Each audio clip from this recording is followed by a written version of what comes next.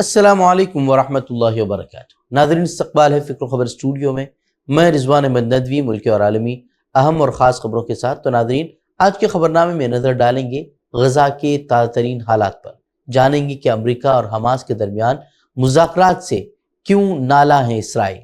دیکھیے گا کہ بشار الاسد کے قبضے سے نکلا شام ایک اور خانہ جنگی کی طرف تو نہیں بڑھ رہا۔ بات ہوگی امریکہ میں فلسطین حامی طالب علم کی گرفتاری پر کیوں مچا ہے ہنگامہ۔ اس کے ساتھ ہی ہندوستان سے جڑی کچھ اہم خبروں پر بھی کریں گے نظر۔ تو ناظرین، دیکھتے رہیے خبر۔ اسرائیلی حکومت نے ایک اور گھناؤنا جرم کرتے ہوئے غزہ کی بجلی مکمل طور پر منقطع کر لی ہے۔ اسرائیل کے اس اقدام کی وجہ سے پورا علاقہ اندھیرے میں ڈوب گیا ہے۔ کئی بیکریوں نے کام کرنا بند کر دیا ہے۔ حالات یہ ہیں کہ لوگوں کو ایک ایک روٹی کے لیے گھنٹوں انتظار کرنا پڑ رہا ہے۔ وہ مذاکراتی میز پر جانے سے قبل بجلی سپلائی منقطع کرنے کو حماس نے اسرائیل کی طرف سے گھٹیا اور ناقابل قبول بلیک میلنگ کی پالیسی قرار دیا ہے۔ بتا دیں کہ آج اسرائیلی وفد جنگ بندی مذاکرات پر بات چیت کے لیے دوحہ پہنچ رہا ہے۔ حماس کے سیاسی شعبے کے رکن عزت الرشق نے کہا کہ بجلی بند کرنا، کراسنگ بند کرنا، امداد، راحت اور ایندھن روکنا اور ہمارے لوگوں کو بھوکا رکھنا اجتماعی سزا اور مکمل جنگی جرم ہے۔ انہوں نے کہا کہ فلسطینی عوام اور مزاحمت ایسے دباؤ کے سامنے کبھی نہیں جھکے گی اور آزادی اور فتح تک ثابت قدم رہے گی۔ اور اقوام متحدہ نے بھی ایک بیان جاری کر غزہ میں بجلی کی اسرائیلی بندش کو فلسطینیوں کی نسل کشی قرار دیا ہے۔ اقوام متحدہ کے خصوصی نمائندہ برائے مقبوضہ فلسطین فرانسسکا البانیز نے کہا کہ وہ ممالک جو اسرائیل پر پابندیاں یا اسلحے کی ترسیل پر پابندیاں عائد نہیں کر رہے، وہ اس تاریخی اور قابل روک تھام نسل کشی میں اسرائیل کی مدد کر رہے ہیں۔ اور اسرائیلی جرائم کی فہرست لمبی ہی ہوتی جا رہی ہے۔ مقبوضہ مغربی کنارے میں گرفتاریوں، علاقوں کو تہس نہس کرنے اور قتل و غارت گیری مچانے والی اسرائیلی فورسز نے اب جنین کی مساجد میں آذان پر بھی روک لگا دی۔ وہیں تازہ چھاپہ مار کارروائیوں کے دوران مزید 13 فلسطینیوں کو گرفتار بھی کر لیا گیا ہے۔ تو امریکہ اور حماس کے درمیان حالیہ دنوں میں ہوئے مذاکرات سے اسرائیلی حکام سخت ناراض ہیں۔ ان کا کہنا ہے کہ واشنگٹن اسرائیل کو نظر انداز کرتے ہوئے براہ راست حماس سے مذاکرات کر رہا ہے اور نتن یاہو کے لیے ٹرمپ کی مخالفت کرنا مشکل ہو جائے گا۔ اسرائیلی میڈیا کا یہ بھی کہنا ہے کہ امریکہ مذاکرات کو آگے بڑھانے کے لیے اسرائیل پر دباؤ بھی ڈال رہا ہے۔ امریکہ اور حماس کے درمیان ملاقات کو لے کر مزید تفصیلات جو ہیں وہ بھی منظر عام پر آئی ہیں۔ گزشتہ روز حماس کے رہنما نے کہا تھا کہ امریکہ کی زیادہ تر توجہ اپنے جو امریکی قیدی ہیں اس کی رہائی پر مرکوز تھی، جبکہ آج امریکی ایلچی کا بھی بیان سامنے آیا ہے۔ ان کا کہنا ہے کہ امریکہ اور حماس کی ملاقات بہت مددگار رہی۔ ٹرمپ کے ایلچی کا کہنا ہے کہ غزہ میں قیدیوں کی رہائی کے لیے حماس کے ساتھ براہ راست امریکی ملاقاتیں انتہائی مددگار تھی۔ انہوں نے فلسطینی گروپ کے ساتھ اضافی ملاقاتوں کو بھی مسترد نہیں کیا۔ ان کا خیال ہے کہ غزہ پر کچھ ہی ہفتوں کے اندر کچھ ہو سکتا ہے، تاہم اس کی تفصیلات انہوں نے نہیں بتائی۔ ان کا یہ بھی دعویٰ ہے کہ حماس 5 سے 10 سال تک کے لیے سیاسی اقتدار چھوڑنے اور ہتھیار ڈالنے کی بھی پیشکش کر سکتا ہے۔ بتا دیں کہ حماس اور امریکی حکام کے درمیان 2 براہ راست ملاقاتیں حالیہ دنوں میں ہو چکی ہیں۔ ویسے حماس کی اعلیٰ قیادت پہلے ہی کہہ چکی ہے کہ وہ اپنے اہم مطالبات سے دستبردار ہوئے بغیر ہر طرح کی لچک دکھانے کو راضی ہے۔ ساتھ ہی انہوں نے نتن یاہو پر اپنے ذاتی مفادات کے لیے جنگ بندی کے لیے نئی شرائط عائد کرنے کا الزام عائد کیا۔ تو امریکہ اور حماس کے درمیان براہ راست بات چیت نے اسرائیل پر خارجی دباؤ بڑھا دیا ہے، جبکہ تل ابیب میں اسرائیلی قیدیوں کے اہل خانہ مسلسل احتجاج کر داخلی دباؤ ڈالنے کی کوشش کر رہے ہیں۔ انہوں نے وزارت دفاع کے ہیڈ کوارٹر کے باہر احتجاجی کیمپ لگا دیا ہے اور وہ مسلسل احتجاج کر رہے ہیں کہ کسی نہ کسی طریقے سے ان کے یرغمالیوں کو واپس لایا جائے، اور وہ کہہ رہے ہیں کہ اس کا واحد راستہ جو ہے وہ مذاکرات کے ذریعے ہی ہے، وہ جنگ بندی معاہدے کے ذریعے سے ہی ہے۔ انہوں نے حکومت کے خلاف بھی سخت موقف اختیار کرتے ہوئے نتن یاہو کو حکومت سے باہر نکالنے کا مطالبہ کیا ہے۔ قابض اسرائیل کے سرکاری اعداد و شمار کے مطابق غزہ میں جاری جنگ کے دوران زخمی ہونے والے اسرائیلی فوجیوں کی تعداد بڑھ کر 78,000 ہو گئی ہے۔ اعداد و شمار سے پتہ چلتا ہے کہ قابض فوج کے 51% زخمیوں کی عمریں 30 سال سے کم ہے۔ اسرائیلی وزارت دفاع نے رپورٹ میں کہا ہے کہ قابض حکومت نے نفسیاتی امراض میں مبتلا فوجیوں کے علاج کے لیے 400 نئے نفسیاتی معالجین کو بھرتی کیا ہے۔ بتا دیں کہ اسرائیلی جنرل اسٹاف کے اندر افرادی قوت کی شدید قلت کے بارے میں تشویش بڑھ رہی ہے، خاص طور پر جنگ کے بعد سروس پر واپس آنے والے فوجیوں کی تعداد میں کمی کے علاوہ بہت سے فوجیوں کو درپیش نفسیاتی بحران بھی شدت اختیار کرتا جا رہا ہے۔ تو ناظرین، یہ تھی کچھ غزہ کے تعلق سے تفصیلات۔ تو ہم بڑھیں گے ہندوستان کی خبروں کی طرف۔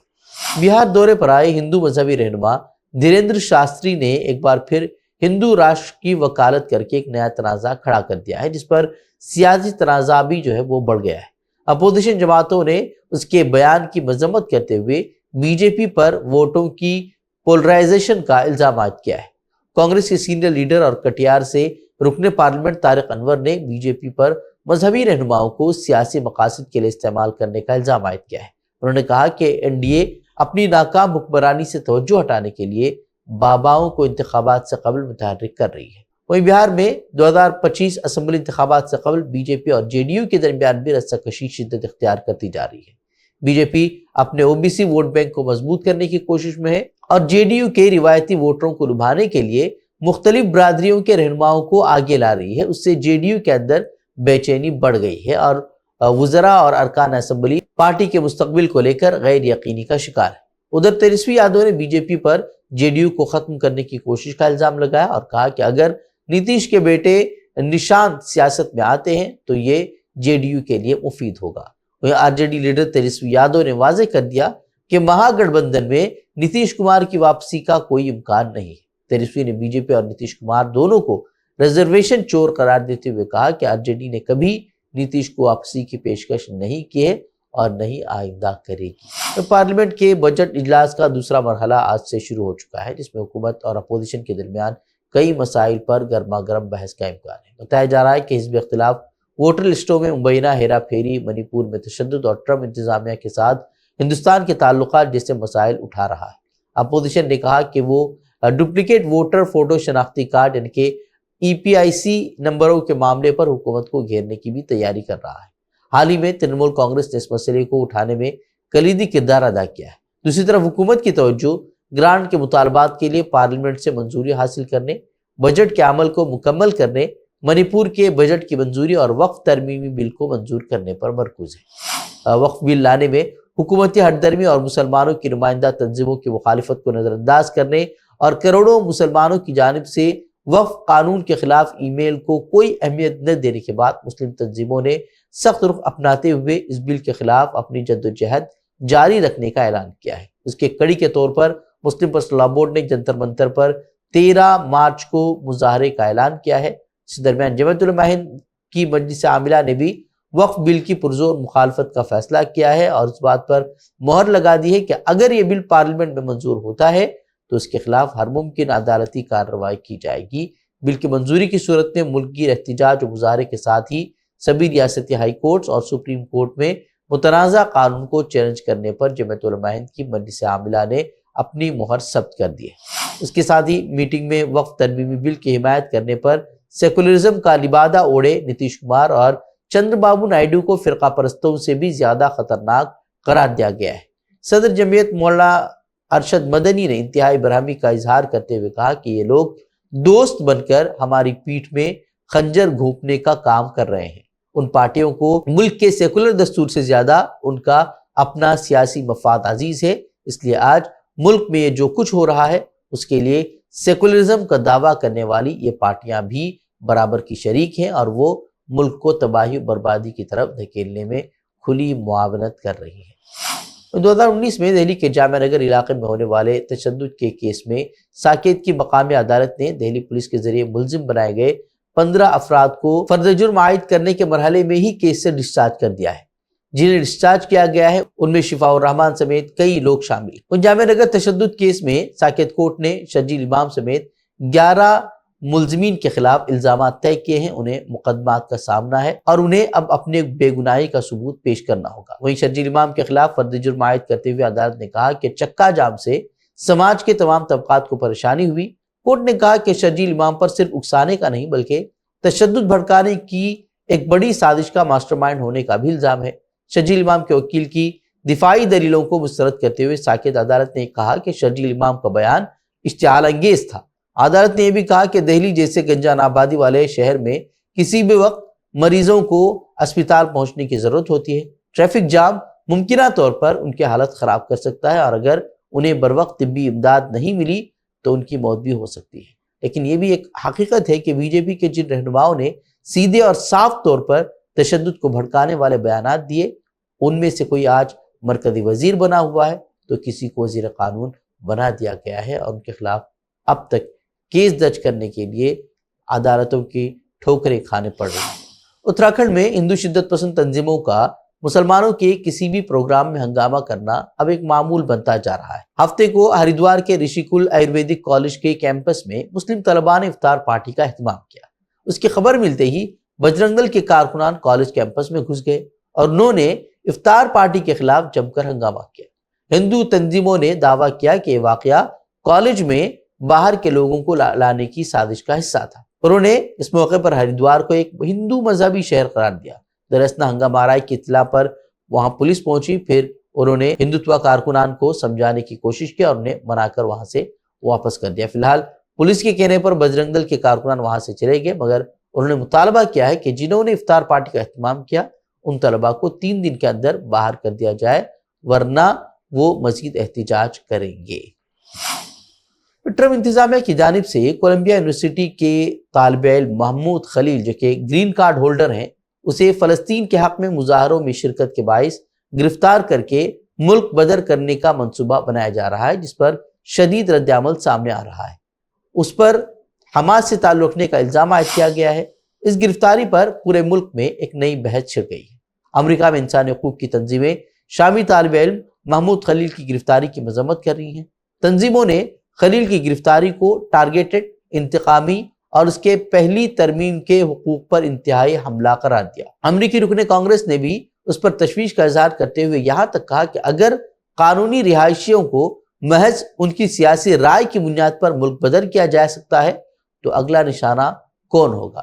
محمد خلیل آپ کو بتا دیں کہ گزشتہ برس کولمبیا یونیورسٹی میں کیمپ لگانے اور احتجاج کرنے والے فلسطین کے حامی طلباء کی طرف سے یونیورسٹی کی انتظامیہ سے مذاکرات کرنے والے طلباء میں شامل تھے۔ بتا دیں کہ اس سے قبل ٹرمپ انتظامیہ نے فلسطین حامی مظاہروں کی وجہ سے کولمبیا یونیورسٹی کو حکومت کی جانب سے دی جانے والی $400 ملین کی گرانٹس اور معاہدے بھی جو ہے وہ معطل کر دیے تھے۔ شام میں اسد حامیوں کے اچانک سر اٹھانے کے بعد پرتشدد جھڑپوں کا ایک نیا دور شروع ہو چکا ہے۔ جمعرات سے جاری اس لڑائی میں 1000 سے زائد ہلاکتیں ہو چکے ہیں۔ شام کے عبوری صدر احمد الشرا نے ملک میں جاری پرتشدد جھڑپوں کے بعد قومی اتحاد اور داخلی امن کی اپیل کی۔ تشدد کا آغاز جمعرات کو اس وقت ہوا جب معزول آمر بشار الاسد کے حامیوں نے شامی سیکیورٹی فورسز پر منظم حملے اور گھات لگا کر حملے شروع کر دیے۔ ان جنگجوؤں کا تعلق الاسد کے علوی فرقے سے تھا۔ اس حملے کے جواب میں شامی سیکیورٹی فورسز اور ان کے اتحادی مسلح گروہوں نے لاذقیہ اور طرطوس میں شدید جوابی کارروائی شروع کر دی، جس کے نتیجے میں صورتحال مزید سنگین ہو گئی۔ آئینی شاہدین اور میڈیا رپورٹس کے مطابق یہ جھڑپیں انتقامی کارروائیوں میں تبدیل ہو گئی، جس کے دوران بڑے پیمانے پر ہلاکتیں ہوئی ہیں اور عام شہری بھی نشانہ بنے، جس کے بعد صدر احمد الشرا کو یہ بیان جاری کرنا پڑا کہ جو لوگ معصوم شہریوں کو نشانہ بنا رہے ہیں انہیں اس کا جواب دہ ہونا پڑے گا۔ انہوں نے شامیوں سے متحد رہنے کی بھی اپیل کی۔ انہوں نے باغیوں سے ہتھیار ڈالنے پر زور دیا، ورنہ سنگین نتائج کی بھی دھمکی دی۔ تجزیہ نگاروں کا ماننا ہے کہ شام میں بشار الاسد کے زوال کے بعد ملک داخلی عدم استحکام کا شکار ہو سکتا ہے۔ عبوری حکومت ایک نازک موڑ پر کھڑی ہے اور اگر حالات کو جلد قابو میں نہیں لایا گیا تو یہ بحران ایک نئی خانہ جنگی کو جنم دے سکتا ہے۔ امریکی وزیر خارجہ مارکو روبیو اور یوکرین کے صدر ولادیمیر زیلنسکی کی ملاقات سعودی عرب کے شہر جدہ میں ہوگی، جہاں روس یوکرین جنگ کے خاتمے اور امریکی امداد کی بحالی پر گفتگو کی جائے گی۔ ڈونلڈ ٹرمپ کی جانب سے یوکرین کی امداد معطل کیے جانے کے بعد زیلنسکی سخت دباؤ میں ہیں، جبکہ روس نے حملے مزید تیز کر دیے۔ اطلاعات کے مطابق ٹرمپ نے یوکرین سے اس کے معدنی وسائل کے معاہدے کا مطالبہ کیا ہے تاکہ امریکی امداد کی لاگت کو پورا کیا جا سکے۔ یہ مذاکرات یوکرین کے مستقبل اور امریکہ روس تعلقات کے لیے فیصلہ کن ثابت ہو سکتے ہیں۔ اگر امریکی امداد کی بحالی میں تاخیر ہوئی تو یوکرین کے لیے میدان جنگ میں مشکلات مزید بڑھ سکتی ہے جبکہ روس کی پوزیشن مستحکم ہو جائے گی۔ تو ناظرین، یہ تھی خبریں۔ مزید خبروں کے لیے آپ ہمارے ویب سائٹ www.fikrkhabar.com پر رخ کر سکتے ہیں۔ ویڈیوز کے لیے ہمارے یوٹیوب چینل کو سبسکرائب کریں۔ تو ناظرین، اجازت دیں۔ السلام علیکم ورحمۃ اللہ وبرکاتہ۔